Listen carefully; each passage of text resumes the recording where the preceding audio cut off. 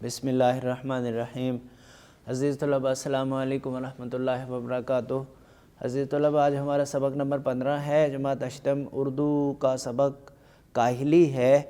کاہلی کی آج ہم انشاءاللہ بلند خوانی کریں گے۔ اس سے پہلے ہم نے کاہلی کے مصنف سر سید احمد خان کا مختصر سا تعارف کیا تھا، اور آج انشاءاللہ ہم اس کے بلند خوانی اور تفہیم کریں گے۔ کاہلی یہ ایک ایسا لفظ ہے جس کے معنی سمجھنے میں لوگ غلطی کرتے ہیں۔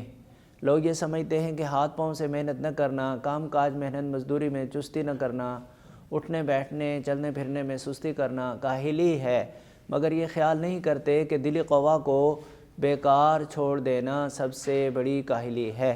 دلی قوا، قوا قوت کی جمع ہے اور اس کا معنی ہے طاقتیں، دل کی طاقتیں۔ ہاتھ پاؤں کی محنت اوقات بسر کرنے اور روٹی کما کر کھانے کے لیے نہایت ضروری ہے۔ روٹی پیدا کرنا اور پیٹ بھرنا ایک ایسی چیز ہے کہ بمجبوری اس کے لیے محنت کی جاتی ہے اور ہاتھ پاؤں کی کاہلی چھوڑی جاتی ہے، اور اسی لیے ہم دیکھتے ہیں کہ محنت مزدوری کرنے والے لوگ اور وہ جو کہ اپنی روزانہ محنت سے اپنی بسر اوقات کا سامان مہیا کرتے ہیں، اپنی روزانہ محنت سے بسر اوقات کا سامان مہیا کرتے ہیں، یعنی آپ محنت کر کے روز کا خرچہ پورا کرتے ہیں۔ بہت کم کاہل ہوتے ہیں۔ محنت کرنا اور سخت کاموں میں ہر روز لگے رہنا گویا ان کی طبیعت ثانی بن جاتی ہے۔ طبیعت ثانی بن جاتی ہے ان کی دوسری طبیعت۔ اس کا لفظی معنی تو یہ ہوا وہ بچوں کہ ان کی دوسری طبیعت بن جاتی ہے، اور مراد اس سے یہ ہے کہ ان کی عادات میں سے ایک عادت بن جاتی ہے۔ مگر جن لوگوں کو ان باتوں کی حاجت نہیں ہے، وہ اپنی دلی قوا کو بیکار چھوڑ کر بڑے کاہل اور بالکل حیوان صفت ہو جاتے ہیں۔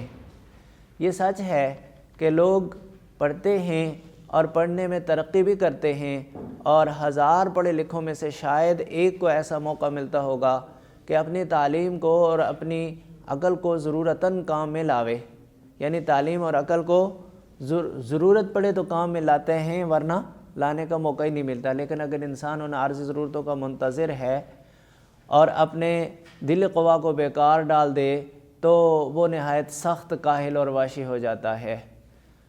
انسان ان عارضی ضرورتوں کا منتظر رہے، منتظر یہ اس میں فاعل ہے بھائی بچوں، اگر منتظر ہو تو اس میں مفعول ہوگا۔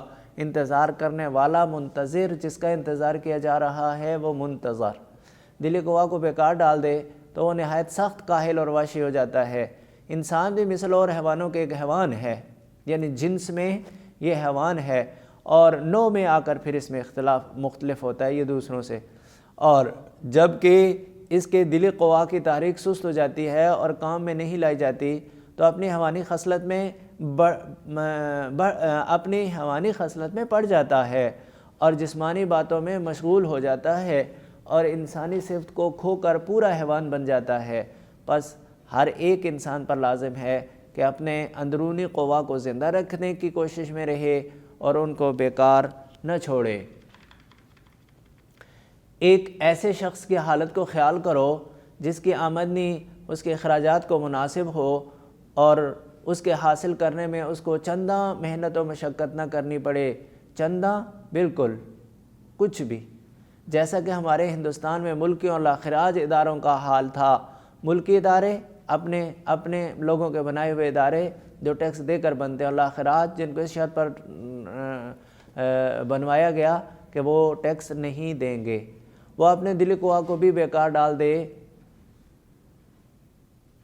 اور حال تھا، اور وہ اپنے دلی قوا کو بھی بیکار ڈال دے تو اس کا حال کیا ہوگا؟ یعنی ایسا شخص جس کی آمدنی اس کے اخراجات کو کافی ہے اور اسے محنت وغیرہ نہیں کرنی، تو جب وہ ہاتھ پاؤں سے بھی محنت نہیں کرتا تو دلی قوا کو بھی اگر بیکار ڈال دے تو پھر سوچئے کہ وہ کیا ہوگا؟ یہی ہوگا نا کہ اس کے عام شوق وحشیانہ باتوں کی طرف مائل ہوتے چلے جائیں گے، درندگی کی طرف۔ مزیدار کھانا اسے پسند ہوگا، قمار بازی تماش بینی کا عادی ہوگا، قمار بازی جوا کھیلنا، تماش بینی عورتوں کے ساتھ مشغولیت، اور یہی سب باتیں اس کے وحشی بھائیوں میں بھی ہوتی ہیں۔ البتہ اتنا فرق ہوتا ہے کہ وہ پہواڑ بد سلیقہ وحشی ہوتے ہیں اور یہ ایک وزادار وحشی ہوتا ہے۔ پہواڑ اور بد سلیقہ وحشی مترادف لفظ ہے بچوں، پہواڑ بد سلیقہ اور وزادار وحشی سلیقہ مند وحشی۔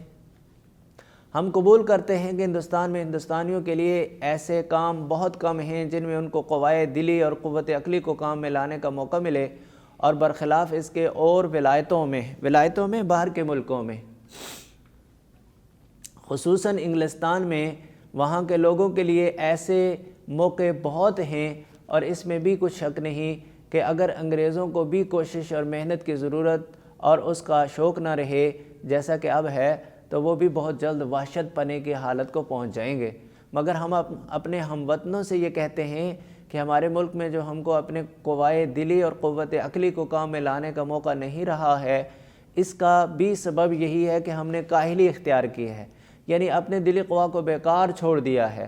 اگر ہم قوائے قلبی اور قوت عقلی کے کام میں لانے کا موقع نہیں ہے تو ہمیں اس کی فکر اور کوشش چاہیے کہ وہ موقع کیوں کر حاصل ہو۔ اگر اس کے حاصل کرنے میں ہمارا کچھ قصور ہے تو اس کی فکر اور کوشش کرنی چاہیے کہ وہ قصور کیوں کر رفع ہو۔ غرض کہ کسی شخص کے دل کو بیکار پڑا رہنا نہ چاہیے، کسی نہ کسی بات کی فکر و کوشش میں مصروف رہنا لازم ہے، تاکہ ہمیں اپنی تمام ضروریات کے انجام کرنے کی فکر اور مستعدی رہے، تیاری رہے۔ اور جب تک ہمارے قوم سے کاہلی یعنی دل کو بیکار پڑا رکھنا نہ چھوٹے گا، اس وقت تک ہمیں اپنی قوم کی بہتری کی توقع کچھ نہیں ہے۔ لو بچے، یہ تھی بلند خوانی، اور اس کے الفاظ معنی کو چاند تھے وہ میں نے آپ کو بتا دیے۔